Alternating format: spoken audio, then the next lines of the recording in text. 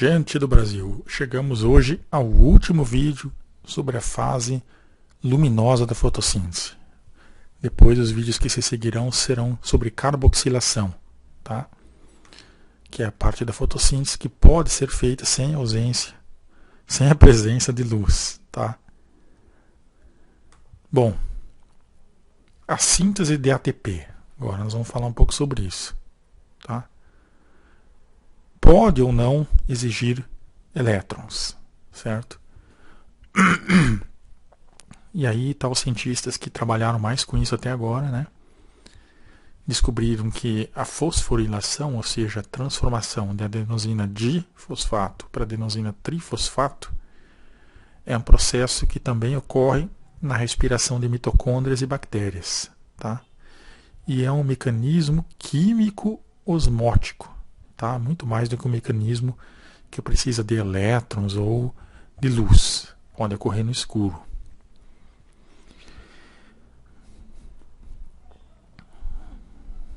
E esse processo, ele utiliza muito mais os prótons, né? Os átomos de hidrogênio que estão livres ali no lúmen né? Dos cloroplastos ou no estroma dos cloroplastos, nos tilacoides, do que outras coisas, né? Outros prótons advindos da quebra da molécula de água. Então isso é coisa que é importante a gente lembrar. Então, quando acontece essa translocação de prótons, tem a ver, claro, com a molécula de água, mas o estroma, que é aquele líquido que tem dentro dos tilacoides aqui, ó, entre os tilacoides, ele fica mais alcalino. E o lúmen, que é aqui dentro, fica mais ácido, tá? Isso tem a ver, sim, com o transporte de elétrons, certo? O que acontece quando o estroma, que é o líquido aqui, fica mais alcalino e o lúmen mais ácido? Tá? Vamos falar aqui que os tilacoides, eles têm tipicamente o pH 8, bastante básico, né? Quando eles são colocados em pH 4, vai ocorrer um equilíbrio do pH dos dois lados da membrana. E aí esses autores perceberam que enquanto esse equilíbrio acontecia, muita ATP era gerada. Tá? Então no interior é mais ácido, no interior aqui dos tilacoides, do que aqui no estroma. Então grandes quantidades de ATP eram formadas a partir de adenosina difosfato por meio desse processo. Sem a luz, eles fizeram de noite e continuavam fazendo bem. Tá? O resultado dá suporte às predições da hipótese quimiosmótica, ou seja, isso aqui é até um pouco, para não falar outra palavra, desestimulante, né? A gente falou tanto em transporte de elétrons e aí a gente chega à conclusão aqui no final dos vídeos sobre fotossíntese que isso não era tão importante assim, pelo menos para a formação da ATP. Tá? E aí está o Jandorf com seu copinho de champanhe, que foi um dos que trabalhou aí, né, nessas descobertas. Então tem uma força motora de prótons do lado de fora da membrana do tilacoide para o lado interno da membrana do tilacoide. Tá? E essa força motora de prótons ela é chamada de ΔP, ou seja, variação de prótons dentro do tilacoide e fora do tilacoide. Tá? Ela tem a ver com o potencial elétrico e com o pH, dentro e fora. Tá? Então esse potencial elétrico, a gente já discutiu bastante ele, né? Transmembrana. E o pH dentro e pH fora, que falta melhorar isso aqui para deixar bonitinho como aqui. Ó. É um dos responsáveis por essa força, né? Essa correnteza de prótons, na verdade, né? É claro, se tem pH diferente de um lado e de outro de uma membrana, ele sempre vai tender ao equilíbrio. Tá? É disso que a gente está falando. A constante para atingir o equilíbrio é 59 mV por unidade de pH. Tá? Então uma diferença de uma unidade de pH é equivalente a um potencial de 59 mV. 2 de unidade de pH será 100 e alguma coisa. Tá? 118. Nas condições de equilíbrio de transporte de elétrons, a diferença de pH é o fator que mais influi no ΔP, na força motora dos prótons. E cada 4 átomos de hidrogênio, né, sem seus elétrons, os prótons, faz uma adenosina trifosfato. Tá? Então, por que pH é importante? Né? Porque as diferenças de pH celular é que fazem a ATP. Por isso que as plantas são muito sensíveis a pH. Né? Por exemplo, se a planta está num pH muito básico ou muito ácido, geralmente não é bom. Ela tem que estar num pH razoavelmente ácido para essas reações ocorrerem tranquilamente, sem matar a planta, né? Intoxicar a planta. E aqui está como eles descobriram isso. Né? Eles descobriram que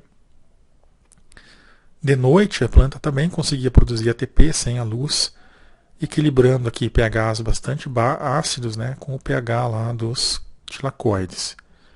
Então, quando você derrama um pH básico num pH ácido, derrama os tilacoides nessa solução, a solução tende a entrar em equilíbrio e os prótons que se movimentam são utilizados para fazer a ATP. Bom, esse processo ele tem uma série de problemas, tá? Dificuldades aqui. Tá? Por exemplo, os transportadores móveis de elétrons.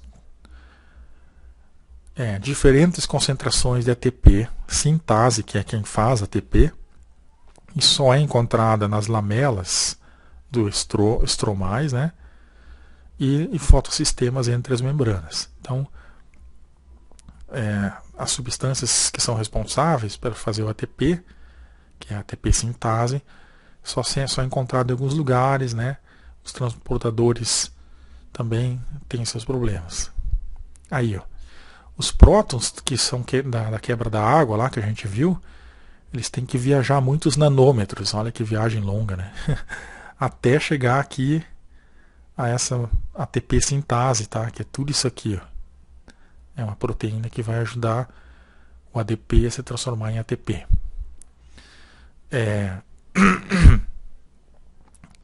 Então tem uma viagem longa para esses prótons, né? E isso também é uma questão, né? Viagens longas geralmente dá problema, né? Tá. Onde o ATP vai ser sintetizado, então é ali, ó, tá? Os prótons eles chegam de longe aqui e aí vão chegar lá no momento da reação cimentar uma ADP para formar uma ATP. Então essa ATP sintase, que é uma proteína que ajuda a fazer a ATP, é considerado o menor motor do mundo. Tá? Vocês podem procurar até vídeos sobre ela na internet, vocês vão ver ela funcionando. Um outro problema é que às vezes chega energia luminosa em excesso. E isso faz com que se originem substâncias tóxicas, superóxidos, oxigênio singleto, peróxido, que é água oxigenada. E essas substâncias causam danos, tá? Se essa energia luminosa não for dissipada com segurança. Então, nessa fase do vídeo, nós estamos falando de coisas que podem atrapalhar a fase luminosa da fotossíntese e também a formação da ATP. O singleto ou superóxido é uma molécula de oxigênio altamente excitada, que é essa aqui, ó, certo? Ela tem carga negativa, ou seja, ela está altamente energizada aqui. E aí o que ele acontece? Ele acaba se ligando a várias coisas aí, atrapalhando várias coisas, tá? Como que a planta resolve esses problemas? Quando tem energia demais e se originam pelo excesso de luz, né, na fotossíntese, que é um problema, essas excitações. Vamos ver. Só vamos lembrar aqui, então, que o oxigênio ainda ele é tóxico para as plantas. Por isso que a planta se desfaz do oxigênio, tá? Vejam só. Carotenoides, tá? Eles dissipam energia. A gente já vai ver como que eles fazem aí. O fotossistema quenched, não sei muito o que significa essa palavra, ele faz com que, na entrada de fótons, a luz seja liberada, os excessos em harmonia. Tá? Um desequilíbrio nesse fotossistema, ele vai se transformar em não quenched, ou seja, a formação de superóxido de oxigênio superexcitado vai acontecer. E ele danifica os lipídios, então aqui devem estar os radicais de lipídios, né? Ele vai quebrar as coisas aí. Ele é chamado de singleto, esse oxigênio superexcitado, e os carotenoides têm a capacidade de absorver a sua energia. Tá? E se tem um organismo que sofreu uma mutação e não tiver carotenoide, por exemplo, uma cenoura que não é laranja, ela poderá não viver na presença de luz e oxigênio. Tá? Isso aqui tudo está lá no Thais Zeiger, mais ou menos na página 163, mostrando que xantofilas também dissipam energia. A clorofila também dissipa energia na forma de calor. Tá? Faltou um D aqui, ó, que é chamado de quenching não fotoquímico. Então, quenching é a liberação de energia. Depois temos as xantinas, a viola-xantina, a antera-xantina e a zea-xantina.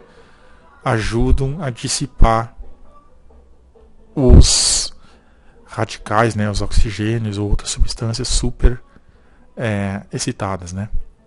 Aqui tem a viola-xantina, que é das violetas, né? A antera-xantina a gente já vai ver aqui, ó, que é essa aqui. Vocês podem comparar, como no jogo do Z, você vê o que muda entre uma e outra. Vocês vão ver que elas vão perdendo oxigênio, vão perdendo algumas coisas que poderia dar alto grau de excitação nas moléculas, energia, né? E aqui por último a zea-xantina, que é do milho, né? Então, com alta luminosidade, a viola-xantina se converte em zea-xantina, com a ajuda da viola-xantina de epoxidase. E essa reação pode se reverter. Quando a luz diminui, ela pode armazenar, olha que interessante, né? Energia. Nos fotossistemas, o 2, né, que é o que recebe mais energia, é o que, é claro, pode ser mais danificado por esses radicais livres aí e essas substâncias altamente excitadas. Aqui tem um slide falando sobre a fotoinibição, tá? Que é o último assunto de hoje e também da fase luminosa da fotossíntese. Por isso que eu coloquei o Drácula aqui, que não gosta de luz, assim como os morceguinhos bebês que se tapam para não, né, receberem luz no útero. Já é uma reação de reflexo, na verdade. Bom, o que é fotoinibição? Muitos fótons chegam até a clorofila. Tá? Só alguns vão ser utilizados e esses outros bagunçam a coisa. Então a planta se defende de várias formas aí. Ó. Mecanismos de supressão, ou seja, libera os fótons na forma de calor. Se não der certo, poderá ser produzido essa clorofila triplet, o superoxigênio, tá? E a água oxigenada, que já viram, né? Põe na sua ferida e vê o que acontece. Aí tem os carotenoides, né? E as substâncias que dissipam esse excesso de energia, tá? Senão poderá ocasionar um dano às proteínas importantes do fotossistema 2. Tá? Algumas delas não podem ser entradas em rotas alternativas e refeitas, reconstruídas, tem que ser sintetizadas de novo e aí isso é um problema. Causa um grande gasto de energia na planta. Então o excesso de energia pode estragar coisas e fazer com que a planta gaste mais energia no futuro. E aqui é o que eu falei, né? Essas substâncias têm capacidade em luminosidade baixa, né? De serem convertidas em outras substâncias, né? E perder também em alta luminosidade pedaços, e assim elas perdem, ganham pedaços, liberam energia de forma não tão danosa, né? Liberam água, tá? Em vez de liberar uma água oxigenada, ela libera só água. Tá? Então ela pega a água oxigenada e libera a água. Tá? E usa o hidrogênio aqui para fazer NADPH. Que maravilha, né? Que é a viola-xantina, a antera-xantina e a zea-xantina. E é graças a essas substâncias que As plantas se livram da água oxigenada, por exemplo. Bom, então, por incrível que pareça, a fotossíntese pode diminuir se tiver excesso de luz. Isso é o que faz com que algumas plantas, né, que vivem lá no interior da mata, quando você abre uma clareira, a planta morre. Certo? Como eu já falei aqui, ó, tá? A ferredoxina, lá no PS1, a gente já falou sobre ela, pode gerar por acidente um oxigênio altamente excitado. E os tilacoides empilhados, eles também têm essa função. São esses aqui, ó, os tilacoides, ó, empilhadinhos. Por isso que é bom ter um fundo assim no slide, ó. Você consegue com o fundo explicar tudo, porque vai aparecer sempre essas coisas aqui no assunto, né? Eles fazem com que a energia seja dissolvida aí, tá? Então, se um sistema como o PS2, que é altamente energético, ele não tiver em sintonia com esse que é menos energético, né? A taxa de fotossíntese vai ser limitada pelo PS1, que recebe pouca energia, tá?